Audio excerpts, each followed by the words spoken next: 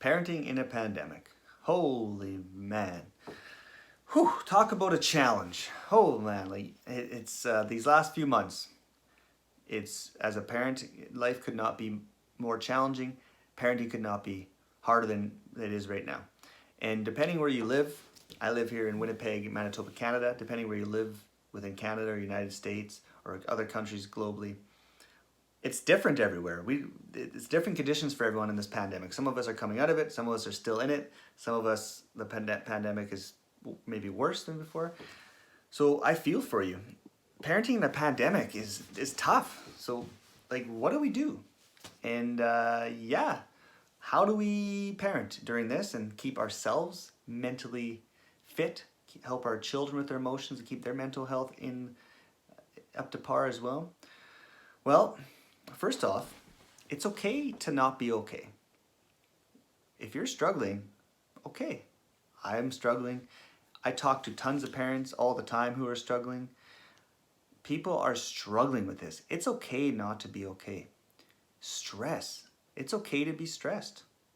Nobody signed up for this. Nobody said, hey, let's be at home, work from home, and try to have our kids at home and manage all this. Let's lose daycares, lose schools. No, nobody wanted this. It's okay to feel overwhelmed.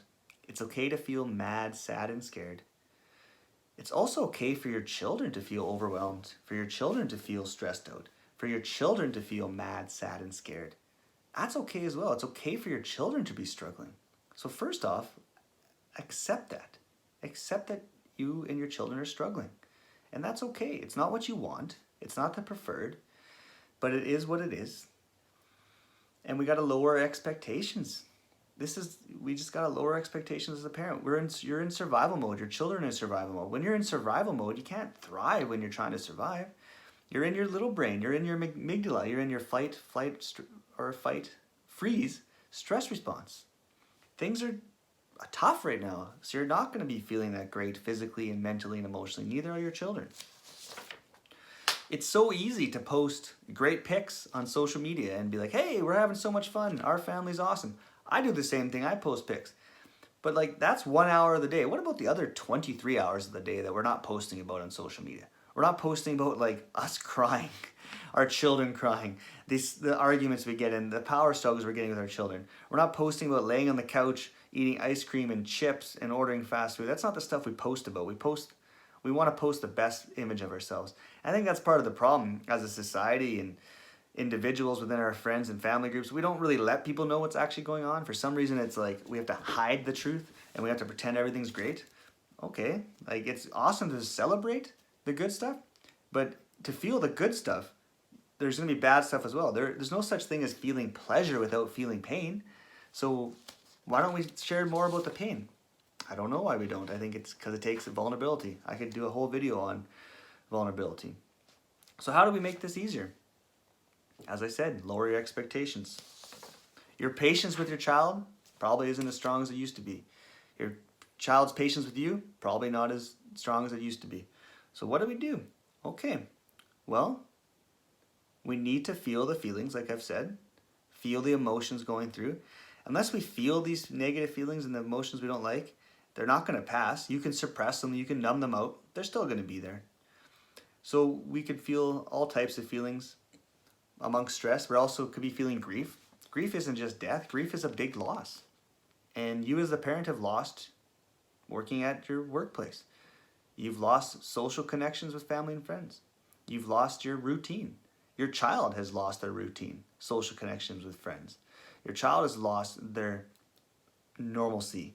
It's all gone. It's not there anymore. So how do you develop a new routine? You develop one that is flexible.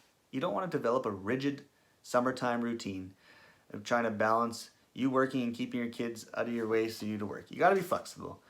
And if your routine's not working, hit a reset button, change whatever routine you got going. So a routine is the same thing as a schedule.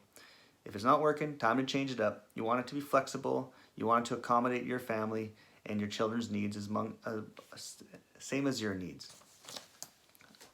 Lastly, in this video anyways, there's so many things I talk about parenting in a pandemic.